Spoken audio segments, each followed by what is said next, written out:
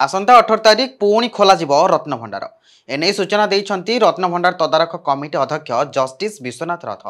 से कहिछंती गुरुवार दिन पुणी थरे रत्नभंडार खोल एने शुभबेला धार्य होइछि। एथिलागि शुभ समय होइछि सकाळ 9:51 रु 12:15। एही समय भितरे रत्नभंडार खोलिबाकू उद्यम कराजिबो। सूचनायोग्य आज पुणी थरे श्रीमंदिर कार्यालय रे रत्नभंडार संपर्कित गुरुत्वपूर्ण बैठक अनुष्ठित होइतिला। एथिरे रत्नभंडार तदारख कमिटी अध्यक्ष जस्टिस विश्वनाथ रथ सदस्य डाक्तर सीबीके महांती समेत अन्य कमिटी सदस्य माने उपस्थित थिले।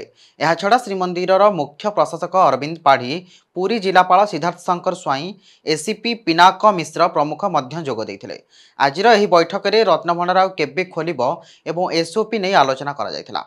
एणे गुरुवार दिन भक्त मानक श्रीमंदिर भितर प्रवेश उपरे कटकणा लगाजियो बोली जिलापाल सूचना देइछंती। Bureau report Niladri media. एवं अधिक खबर पाई आम चैनल को लाइक शेयर सब्सक्राइब करने को भूलंतुनी। रहुछु नमस्कार।